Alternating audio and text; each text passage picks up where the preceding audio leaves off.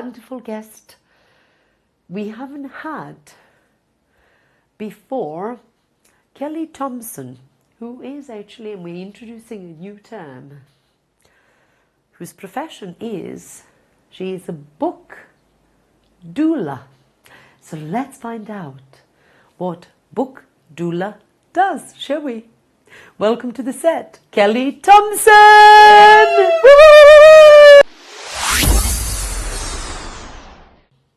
It's great to have you here. We've been attempting to get you in the studio for months. You're one of the busiest people around. But first of all, tell us what items you're wearing. This is just amazing. And what is the symbolism? Thank you, Gordana. Because you've given me this, so yes, we can I'm gifted, Gordana, this little floral garland. Well, these are kind of, there's a lady who I met through an association called the Frock Up Friday. And it's about, there's a longer version of this story, as there is with most stories I go to tell. Yes. But the short version of this is, Frock Up Friday it grew out of lockdown, and it was about when people were feeling isolated, not connected, and they started connecting online through dressing up. And it was about dressing up, not in a glamorous way, but in a joyous way. And, yes. And one of the people in this group makes these amazing floral gardens. So I've been becoming slightly addicted by them, and I thought they would add a little bit of colour and joy today. Totally. It's like having your own headdress, you know, in the kind of like tribal cultures, when you put something on your head, it actually adds importance. We're quite queen-like, I think. That's right. It gives us a little bit of a and also keeps your brain kind of yeah, I like to keep my brain I mean, it tries to escape quite often. So so it's always useful to have something, you know, and as I mentioned to you earlier, it always makes me feel taller too. That's something I like, so you know. Bonus. What about the necklace? What is that? This I bought many moons ago on travels in India, northern India, a Tibetan necklace. So lovely memories of travels and meeting people, and yeah. Tibetan, what's special about Tibet? I mean, for you? For me, when I was, I guess, my first solo travels, when I was, gosh, what age was I? Early 20s, let's just go for that. I went on a solo adventure in India, and I went with a friend for 1 month, and we had a really lovely time traveling. And then I thought, I'm going to bite the bullet, I'm going to stay on my own. And I went up to Dharamsala in northern India, and that was a sort of, I suppose it's very cliched, but it was a sort of a spiritual discovery for me. And I kind of, that's where the Dalai Lama was residing. And I did a lot of Buddhist teachings, and I did a silent meditation retreat, and which none of my friends could believe was a possible thing. I mean, I'm bad enough now, but early 20s, Kelly Thompson doing a silent meditation retreat. My email was like, not what it is now, but you would go into internet cafes, and I would message home and go, yes, I'm off on a silent meditation retreat, and I just got hundreds of messages going, are you okay? You know, can you do this? But it was a beautiful thing, you know, because you realise that how much of, although language is important to me, and I studied languages at university, and that actually so much of our human connection is not linguistic, as much as the spoken word, the written word has a lot of power. Actually, we can have those same depth of relationships in silence, and then we were having Buddhist teachings and guided meditations, and so I guess I sort of became part of the. Not became part of the Buddhist community, but was exposed to it. I was meeting people who had made the trek from Tibet into northern Nepal in fear of their life, and I was helping them and teaching them English, and a beautiful, gentle community. And for me, not knowing much about that religion, I found within it, although I am not a practicing Buddhist, I found within Buddhism a lot of things that resonated with what I kind of already felt and believed, and was like, wow, this is a thing that I've never learned, you know. I come from Northern Ireland. Religion is a touchy subject, let's say. Yes. I mean, it became something that I think a lot of my generation, born in the 70s, in the midst of the troubles in Northern Ireland, it became something that we avoided, religion. Yes. Totally. It became just really not about religion. It was about power. It was about territory. It was about division. And so I always subject. You have really to avoid contentious, it, absolutely. yeah. Yes. And you're sort of sickened by it, really. And so then to suddenly discover something that at the heart of it was actually compassion and openness and exploration, and death as part of life and all the rest, you know. So yeah, there's a little bit about what Buddhism is to me. Gosh, yeah. that necklace. I didn't is expect quite that. The necklace is fine. I don't know if that. you can read it, but it's all written there. It's all. fine. I'll use that as a chance, actually, given that it's what I accidentally did when you asked me about my necklace. Yes. We will get on to what a book doula is and what my professional background is. But one of the things that I am involved with at the minute, I live down in Hastings on the south coast. Ooh. And it's very lovely. Come and visit Hastings. I've met a few people through my writing and my work with words, and we realised that there are lots of story writing and also storytelling events. Yes. But through some of the exercises we did in workshops, we have started up recently these story sharing events, and we're calling them others stories. So others stories. And what happens is people get paired up with strangers via raffle tickets. So for example, if we pooled one another's numbers, you know, then you would be my prize, I would be yours, my raffle prize here. And then we both pick a prompt. So there'd be a bunch of prompts. Let's say this necklace was one of them. And I would think, ooh, I'm drawn to that. Why? Because it reminds me of my first time in India. It reminds me of, you know, so what does a prompt remind me of? Who does it remind me of? How does it make me feel? And we each choose a prompt, and then we tell each other our stories. We take it one at a time, 5 minutes. And if I told you this story, for example, yes, I would tell you that privately in 5 minutes. You would take notes. And then we swap.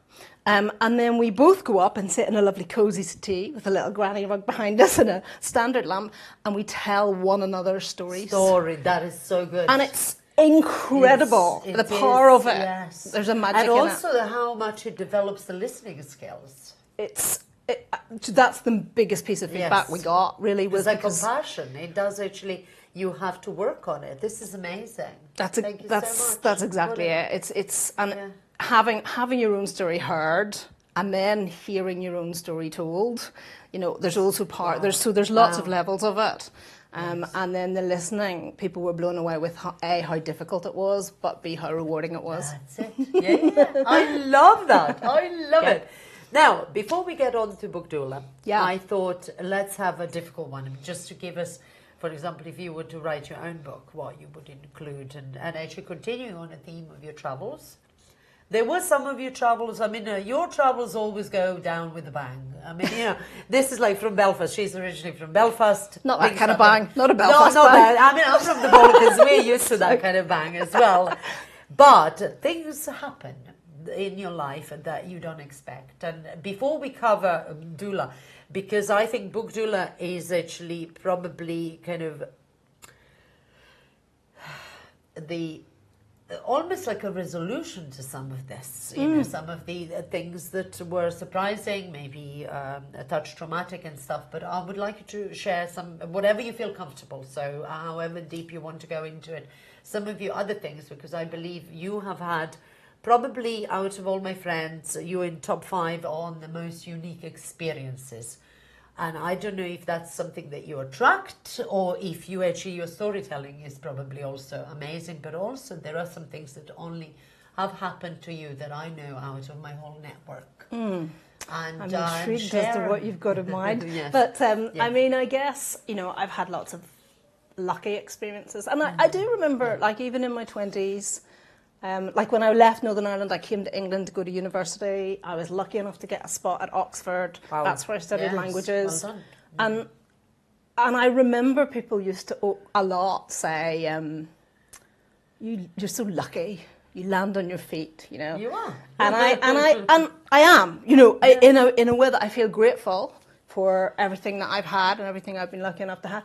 But I think also, and I don't know where that came from within my upbringing and within my genes and whatever else, but I also was always aware that actually I do also make my own luck. Yes, I like that. You know, I was like, you know, because lots of shit things, people, it's lucky, you know, it's okay for you. It's lucky for you, you know. And I'm like, well, lots of shit things have happened in my life. Like lots of shit things happen in everybody's life, you know. And like, do you let those win?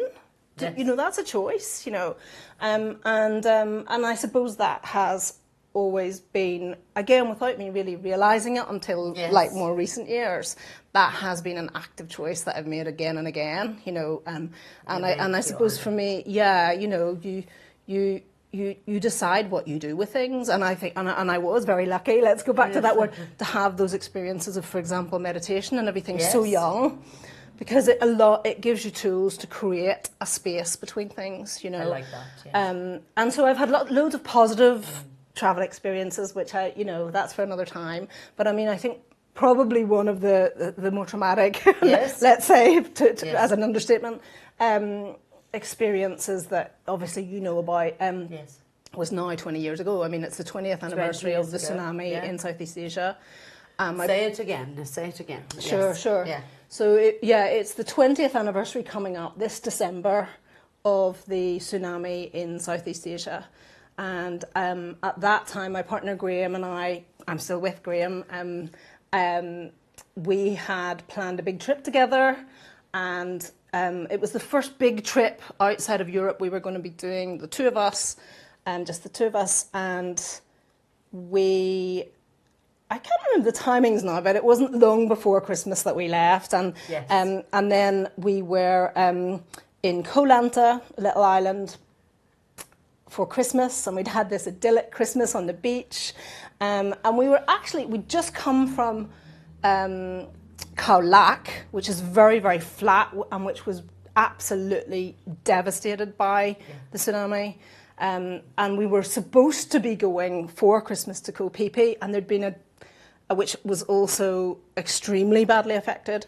But there was a problem with the accommodation. And so we ended up in a tent on the beach over Christmas on Koh Lanta, and on a place weirdly called Last Beach Resort.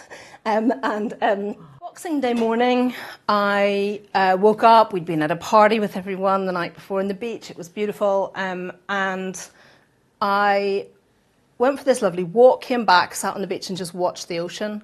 And we'd had balloons and all sorts of things at the party. And there was this little pink balloon that was just floating out to sea on the waves. And I couldn't believe that this tiny balloon just kept going and going and going and didn't burst, you know. And I wrote about it in my journal. You know, I remember like just being like, wow, like, that's what a great lesson in life to have that resilience, you know, is that the softness of it means it's not, there's no impact, and it's surviving. And I genuinely think, given what then went on to happen, I remember that image kind of being in my head when the tsunami did hit, you know. And so what happened for Graham and I was that I'd gone back to the tent and he'd gone to have breakfast, and he came over to the tent going, there's something weird happening with the water, like what's going on? And I was looking up because there was like this thunderous roar that sounded like a jet sound or something, and I was like, what's happening? And anyway, everyone was confused. No one knew what was happening. And then this wave was coming, but it looked, there was not normally a wave like that there, but it didn't look enormous. And it came up, but it came right up to the top of the beach. So everyone was then very alarmed, like, what is happening? We've got a tent here, we better get our stuff and get out of the way. No one had heard of a tsunami. Some locals would have heard of it, but we didn't know what it was. And so, of course, we went to grab bags and stuff. You know, we grabbed bags out of the tent. Graham went one way around the tent, I went the other. And then as we each were doing that, this enormous wall of water suddenly was approaching. And the feeling of dread, like, I had thought, there's something big coming. I'll step inside this hut and throw the rucksack down and it'll be safe in there. And it's so strange, you know, and as soon as I did it, and then I got a sense of this enormity coming up and over, I thought, whatever this is, I shouldn't have come inside a hut. You know, that was my, and it was just, I can't explain it. It was a feeling of dread and sick, and I just jumped on this mattress. It was a double bed, luckily for me, a bamboo hut rather than concrete. And this water came in on me, and it was, obviously it was a massive impact. And again, I'm very lucky, no glass in there, you know. So everything went slow motion, you know, and so true. I like, for me, I remember also thinking strange things like, oh, Graham was trying to get me to go scuba diving for his, I think it was his 30th birthday. Yeah, so, and I was like, oh, Graham was trying to get me to go scuba diving, and I was like, I'm not that comfortable, I don't really, and now I'm going to die like this, you know, like that was, you know, I was like, wow, but I didn't, and I know, going back to the lucky thing, I know I'm lucky to have had this experience, because a lot of people in the tsunami, as well as it's nearly 230,000 people in total lost their lives. But so not only did we live, but I also, in that moment, it was a calm moment for me. You know, I look back and I realise it was a near-death experience. It was an NDE, what is classically kind of the traits of an NDE. But in the moment, it was like the water coming around me almost, although it was massive impact, it almost felt like a cushion around me. It kind of felt like it created a cushion, and then it started throwing me around the hut like a washing machine. And I didn't know what end was up, and I was being bashed against, luckily, bamboo walls. And I was lucky enough that when I stopped being thrown around, that I was able to, I do remember the feeling of, okay, I'm maybe not going to be able to find the surface, you know, and kind of going up, and there was, you know, that at the top of the hut, and I was able to get my mouth and nose out to take a breath, and see in that tiny little space another wall of water coming, and I thought, and I kind of, as I reached this bit, I thought, what will I do? I take a breath, and I thought, I have a choice. I know that because the hut hadn't collapsed at this point. Okay, so I was like, do I go out? Do I go out through the door is there, but I'm going toward. It's counterinstinctive. I'm going towards this thing, or out that way. There's a loo that I don't think has a roof, but I hadn't been in that. I hadn't been in it, so I couldn't. If it was like the other huts, didn't have a roof, and I would pop up. But if it did have a roof, I was trapped in a concrete loo. So anyway, I was about to head that way, but I didn't make that, and the wave came, and I don't know what happened. You know, I guess I went. You know, I lost consciousness and popped up somewhere. The hut then collapsed, and I was pushed out, and I popped up. And I'll tell you, here's a very odd thing. I was very close to both my grannies. My mum's, so my dad's mum is Granny Thompson, my mum's mum is Granny Leach, and I used to go to the caravan on the north coast of Ireland with my Granny Leach and Granda every weekend or summers and all of that, and it's like it's my favourite place. You know, I still, when I go back, that's where I want to go. And there was a shoe shop up there. I think it still exists, so this is a nice wee advert. It's called Bishop's Shoe Shop. It was like, it's a family-owned shoe shop. This is going somewhere. It's a family-owned shoe shop, which we as a family used to go to, but it was really renowned in the area for good quality shoes.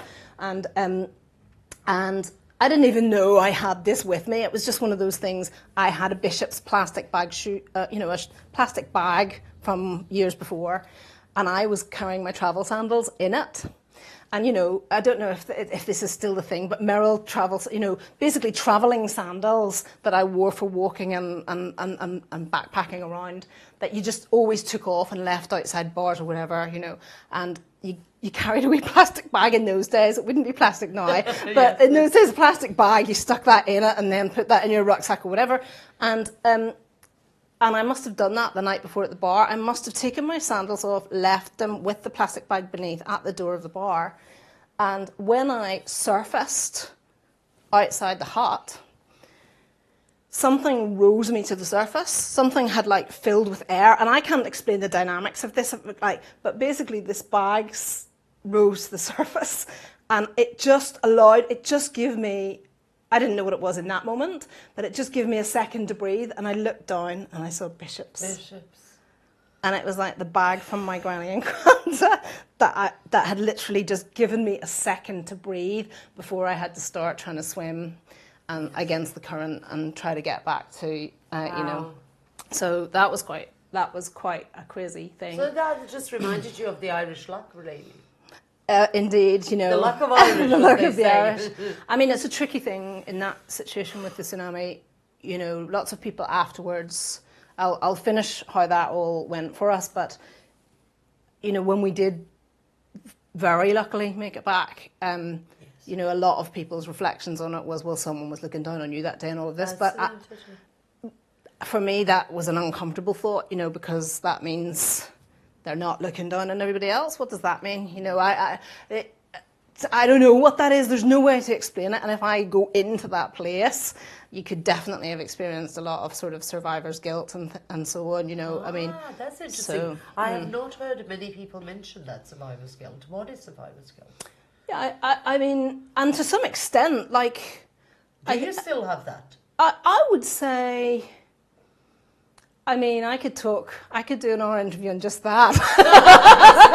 It's a new term for me. Yeah, I'm sorry to I mean, essentially, it's kind of what it says on the tin. It's that you know, why have I made it when other people haven't? And I've never experienced it in that direct way, but I think part of that and a big component of that is that you kind of feel like, okay, I'm lucky enough to have survived, so I better make the best of this. You know, it's like, you know, you know, like, and you can pressurize yourself about that, you know, whether that's about being a good person, whether it's about being a productive person, whether it's about being a successful person, whatever that means, you know. Yeah, so it can manifest itself in a lot of different ways. And I suppose I knew the term then. I've always been aware of it. It doesn't mean it doesn't happen, but being aware of it helps, you know. So yeah. So after that, what were your steps? I mean, you know, I cannot imagine. Like, where do you start healing process there? What would you do? I mean, apart from physical. First, I guess. Physical first, and just what are the steps? How did you? I'll sort of finish the context. Is essentially I had popped up outside the hut, and then I was swimming and wasn't going to be able to keep swimming against the tide because it was so strong, or the current, the pool, and I'm not a strong swimmer anyway. But basically a Thai man appeared from a tree, and don't ask me again, like logistically, how is this even possible? I don't like. How did I get in? Like, I don't know, but somehow between he and I got into this tree with him, and there was a platform, like a little mini tree house thing, and we both just stood on this platform, like looking out at the sea one direction and looking back at the devastation in the other direction. And the reason I mentioned about Koh Lanta, it being lucky that we ended up there, is that it's a smaller island, but also the topography of the island means that it goes up quite sharply, and there's a lot of small bays, so it didn't have the same capacity to just keep going and going and going as it did in places like Kalak. And so we were looking at devastation, but it wasn't miles of devastation. It was sort of one resort where literally it's just everything. It's the huts, it's the cars, it's everything that's going by. And trying to make a call, like, what do we do? What's happening? Is there more coming? What do we do? And we made a call to get into the water, swim across, got back. Everyone was in a daze. And then as soon as my foot landed on, and the body's amazing, you know, like, and the brain, you know, because that survival thing kicks in, you know. I mean, one thing I do want to say is, like, during that slow motion process when I was in the water, and this is one of the components that would make it an NDA, is like I didn't get like a recall of all my life or anything like that, but I got this real deep sense of peace, you know, and like really that, like, Jesus, we just run around worrying about everything. Sorry, I swore there. So thinking, we run around worrying about everything, and actually it's all okay. It's like I have led a good life. I was 27 at the time, but I felt like, I have loved hard and I've been loved hard and actually that's it. And it's like if you can infuse things with that, that's what matters. And that was it wasn't like a big revelationary thing, it was just a gentle sort of a peace feeling. But of course, bringing that into everyday life, it's much more difficult because you're not in that like life or death situation all the time. In a way, that kind of peace is easiest to feel or experience when you are in the most challenging situations, whereas in the everyday routine of things, that can get lost. Yes. And I mean, it immediately got lost. Like going back to survival instinct, I was just thinking, what do I do next? What do I do next? What do I do next? And then when my foot got on land, immediately, first footstep on land, I was like, where's Graham? Where's my partner? And I hadn't thought of that before because my brain didn't let me, Yes.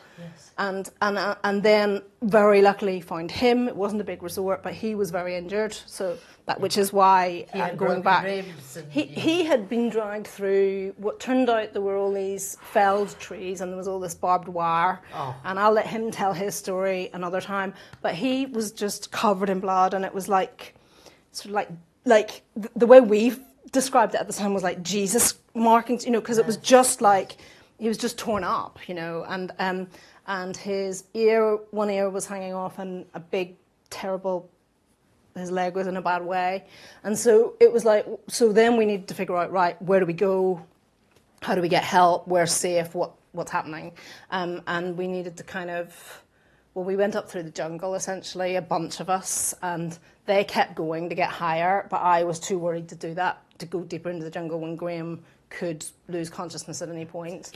And so anyway, we got to a road, and then the Thai people, the island people were just incredible, and obviously they knew the lay of the land, and so they knew good points, and they would get people and congregate them and bring them in any way they could to the safest place possible.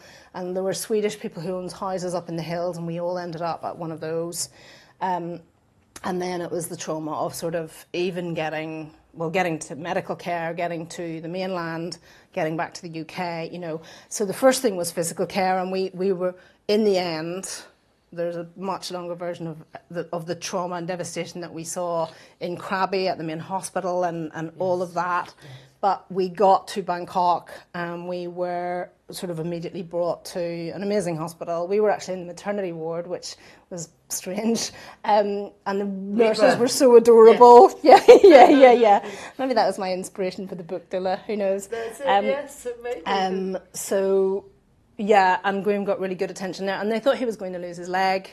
And that was the initial assessment. And then within 24 hours, when they reassessed, they were like, wow, like this is crazy, because it was like a physical manifestation of showing like how feeling safe can increase healing. That's it, yes. Because like, all the doctors had done multiple assessments, and it was like, this is not looking good, but like, let's get you into a clean room, let's get you into a calm environment, and we'd been at that stage, I can't remember now, days on days of sleeping on hospital floors and seeing a lot of loss and devastation, and it was like a horror movie, I mean, that's the best way, it sounds cliched, but that's the best way totally, you've not experienced anything like that other than it on screen. And 24 hours later, they were like, wow, this is literally, medically speaking, miracle. This is like a different person, wow. And then he needed skin grafts, and in the end, he got that back in the UK. But it hit hot, mentally, Graham having been very injured. And also, like, I got exposure in the hospital in Thailand. The amazing ear doctor, was just like, I got exposure I would never have got in the UK. You know, he was like, come, and showed me like everything and sewed it up and had me. I was like, ooh, okay. So you got to see the close up. I got to see the close up. I got to see the close up. What a job! Yeah. He also simultaneously tried to set Graham up with one of the young nurses. Nice. That was an unexpected turn, but anyway. For you? Yeah, I don't know. No, I don't think so. No, I don't know what that was about. But anyway. Yeah, but it mentally hit Graham very hard straight away, you know, and because he was in a physically weakened state, and so when we got back, you know, we'd given up our flat and things like that and put everything in storage because we were going to do a big 6-month trip or something, and in the end it was less than a week, or 2 weeks or whatever it was, but it was then trying to figure out. I mean, again, it's better to let Graham tell his story, you know. So, but he was struggling physically and mentally, and he couldn't work, and we didn't have our own place to live, and we were staying with other people, and people were very kind. And then it was looking at what things are going to help, and I was very lucky. Like at that stage in my life, I had a big network that I could talk easily with lots of friends, including you, and I didn't have a problem expressing that. But I guess for me, that's I was already working in book publishing before that, and was that at Watkins or? No, I don't think it was. I lost track of time, but basically, I'd worked in lots of different areas of book publishing, so from food and drink to crafts to travel, to straightforward health and fitness. But then I had already started to work in holistic health, mind, body, spirit, and all of that pre going away on the trip. So I was already sort of connected to that world, and Graham, my partner, was a yoga teacher and physical therapist and so on. So we knew a lot of people in the holistic health world, so it was very easy for us to access lots of different modalities of therapy. So for me, I started getting all sorts, you know. I started getting reflexology, and I got that regularly from a friend, which really helped me. Sound healing, I started exploring. Sound bath, very powerful, frequencies. Hugely powerful. And for me, I mean, there's no one thing. For me, it was being open to lots of different things and being curious and not putting a prejudged label on any of them. And then allowing them to kind of take their course. And some I dipped in and out of, some became regular, you know. But sound healing was quite a big personal change for me, because it really reminded me of how important sound work and the voice is for me, and that I hadn't been singing and I must sing again, and you know, and things like that as well. And then actually what happened was Graham got physically better and then emotionally better, and then I couldn't get out of bed. A year and a half or 2 years later, you know. You almost feel like you swapped roles, because normally men take longer. Yeah. Women kind of... they do the processing straight away, right? Like after breakups and I things. just remember inviting you to... begging Paul McKenna, world's most famous hypnotist, who actually did quite a few exercises on you, and the new technique, havening, which was psychosensory therapy, which actually first, you know, after the session you can tell us how it was for you, but it was just an incredible. I'm very grateful to Dr. Rod Rudin and Paul McKenna for actually including you, and for free as well, because this is like really generous. It was so generous. I remember I was not in a good space, and you phoned me and were like, can you get to wherever it was? I was like, what? And I got there, and the treatment was in front of a room of hundreds of people. It was 300 to be exact, I was like, okay, it's just as well I'm comfortable enough in my own skin here. I'll go up and, you know, kind of express this enormous trauma I've been through. No, it was really so generous of you and them. And them, It was, and I had...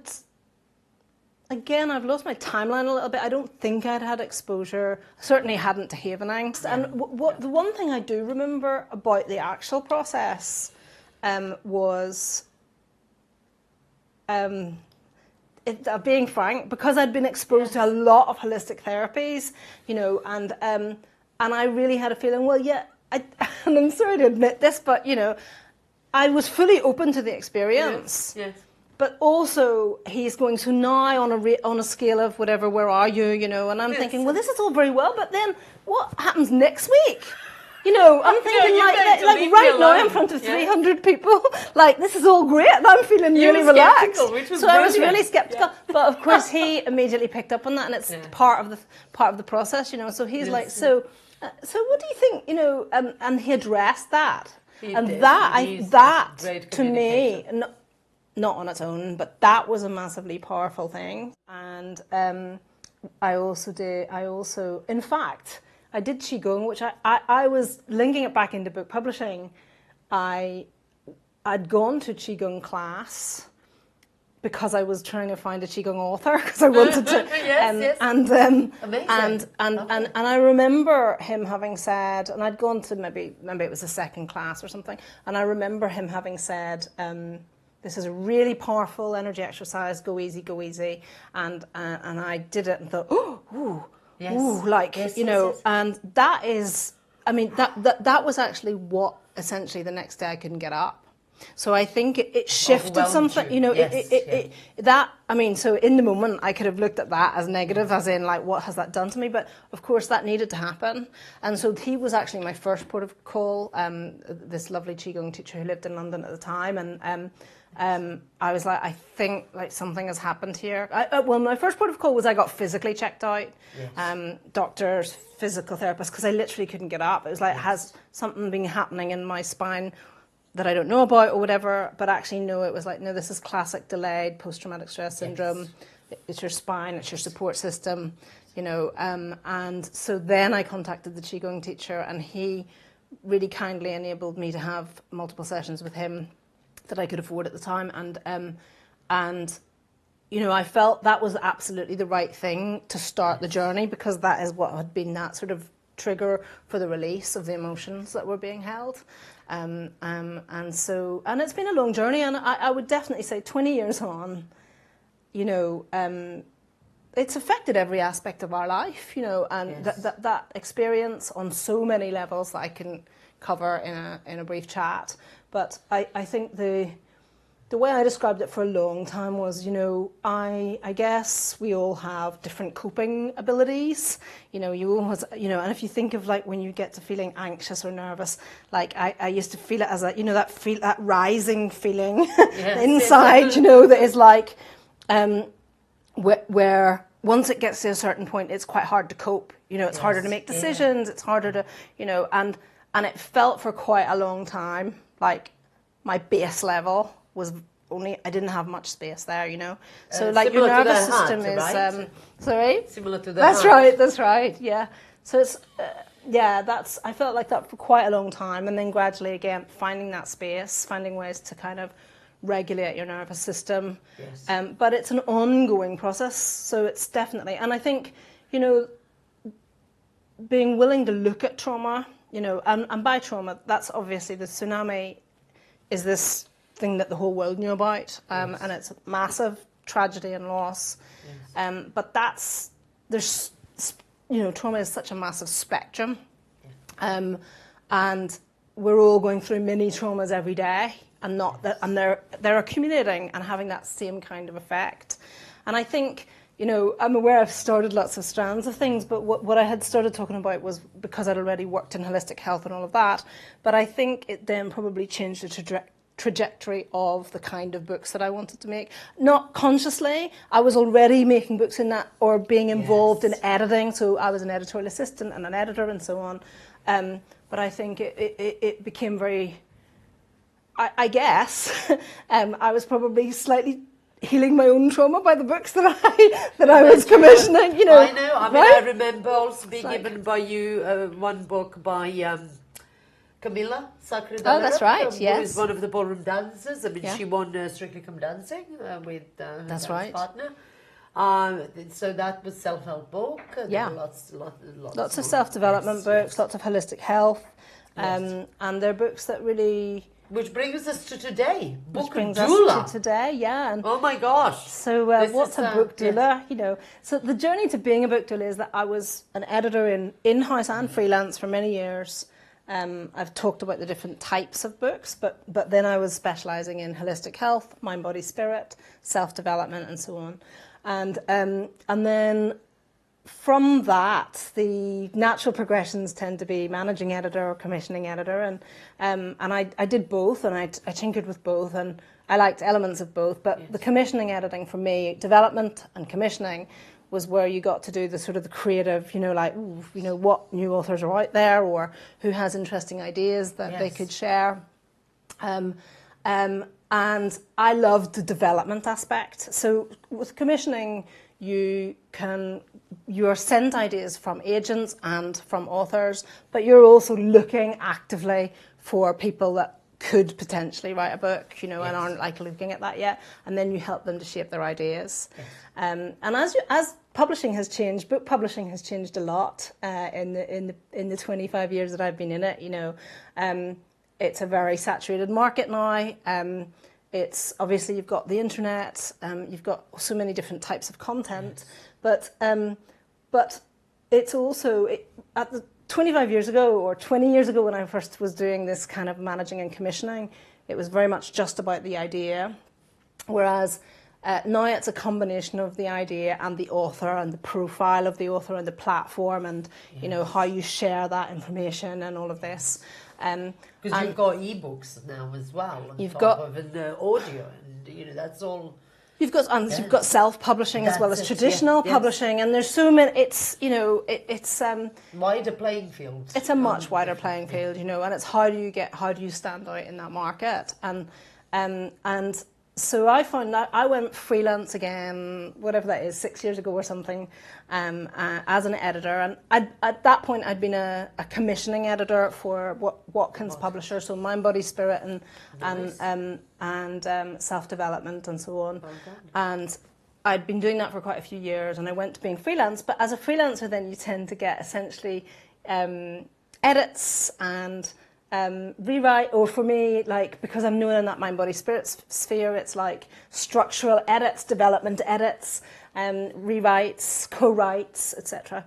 And I was kind of missing this seed stage of helping people really shape their ideas, and actually also saying that I'd seen as a commissioning editor that commissioning editors, publishers, agents, everybody is more and more pressed for time. And even the proposals that you're getting from agents, and like no dissing anybody here, but you know the proposals just aren't as good as they used to be because no one has the time to put into it. And it's like I was like, there's a lot of amazing experts in their areas. In this instance, holistic health, but it could be anything. Yes. So it's non-fiction publishing. It's people who know what they're doing. They're either experts or they're influencers. And they have a valuable message that is going to help people in their lives, you know. And there's a lot of those people out there just lost, you know, and they don't know what to do with their ideas. And it's hard to get your foot over the door of a publisher or an agent if you don't know the people and all of this.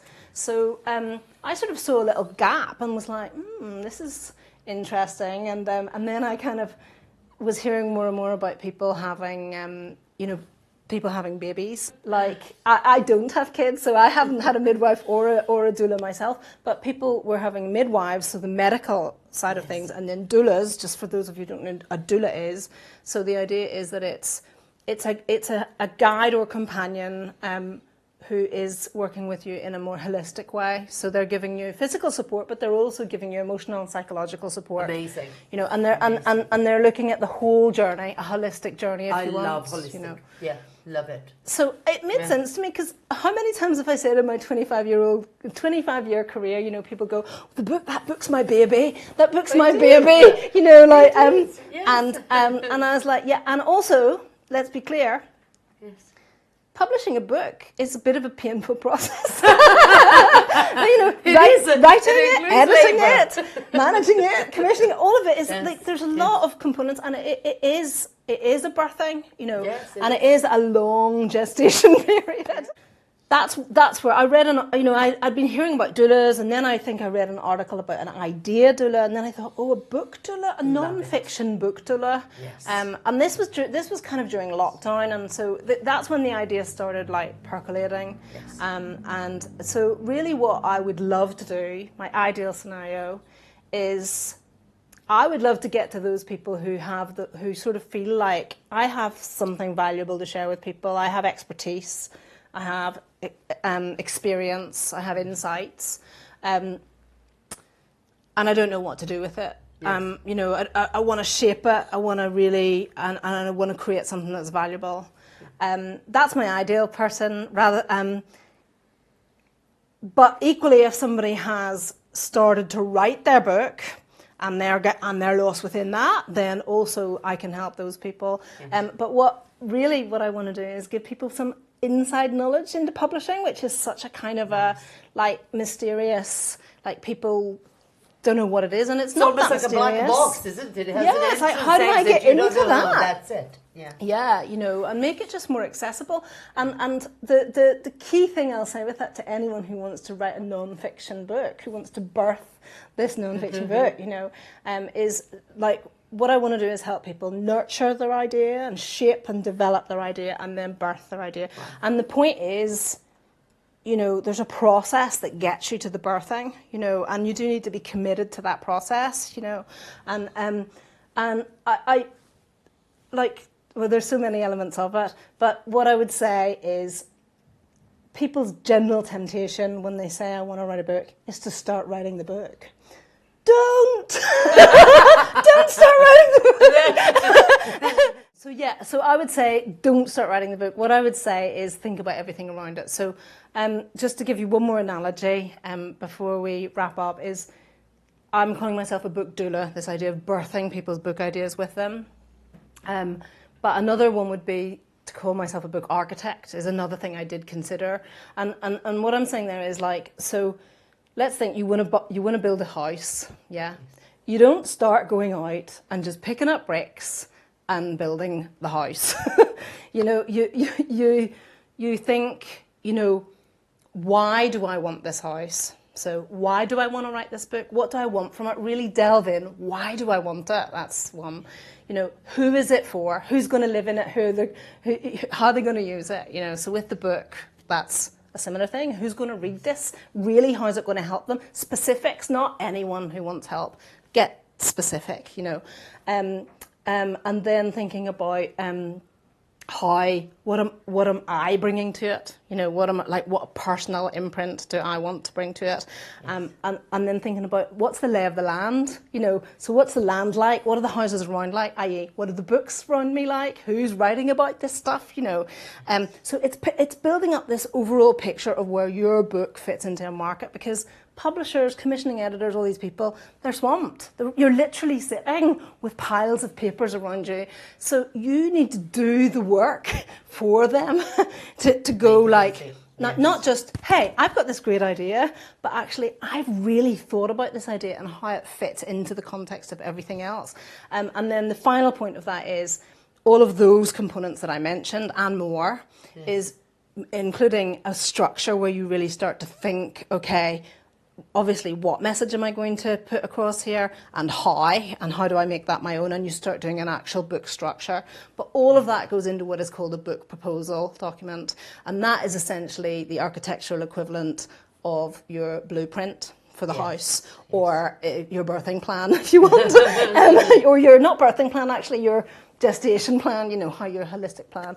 And so what I would love for people to understand is, if they want to write a non-fiction book, if anyone out there wants to write a non-fiction book, like, it can seem off-putting, all of that, and nearly everyone that I meet has resistance to it. Not everyone, but a lot of people have resistance because it feels like homework and planning, and but if you can do that, it creates not only this amazing sales pitch for your book, whether you're going traditional publishing or you're self-publishing, because you still need all your sales material and everything, which you can take from this document, but it's also an anchor for your writing. It's an anchor. It's not a rod for your back. It's an anchor, and ultimately, if you do want a traditional book deal, which is what I also help people to get through creating these book proposals, is that that is what that's what agents and publishers want. They want a book proposal with sample text that supports the book proposal. Whereas a lot of people will start building that house and then go, oh, the house is falling down. Because I don't know deep enough foundations. No foundations. They don't know Yes. what's happening in it. Got it. And then you're it's creating a lot of extra work for yourself. So there we go. Well, can I say I've had a birth doula, and you've got all the elements, the grandness, the grounding, and don't mess with me. I know my stuff, basically. Yeah, and nurturing. It's like nurturing. That's it, nurturing. soft but firm. Soft, absolutely. And finally, Kelly is going to do a poem for us. So just to give context for the poem that I'm about to read, I have worked in book publishing as an editor and commissioning editor and now book doula for over 25 years. And quite recently, I've started exploring my own writing. Well, I thought I was going back to writing, but I realised that because I've kind of written in other people's voices for 25 years, that I'd completely lost my voice. I've done some singing, which was probably me trying to rediscover my voice in a different way. But I hadn't written in a really long time, and I started going to some local writing workshops, and it was what I was drawn to was writing your own life, and I've been working with a lovely girl called Beverly Harling and a creative coach called Mo Cohen, and really the whole idea is using autobiographical storytelling to overcome your own stories. You choose what your stories are, and I'm sort of writing now. I'm doing all sorts of things, not what I expected. There might be a one-woman show coming. I don't know. No, Mo tells me there definitely is a one-woman show coming. So yeah, Mo, it's coming. But in the meantime, I've found myself drawn to writing some poetry. And for me, a couple of the biggest traumas in my life, when I really look at it, I've been talking today about the tsunami. Lots of mini traumas and family traumas and all of this that everyone relates to. But for me, it's been the tsunami and also the impact of growing up in Northern Ireland, which you definitely underestimate when you're there because it's normal life, it's everyday life. But it has a lasting impact, and it's what you choose to do with those things that counts. So this is called Beyond the Divide.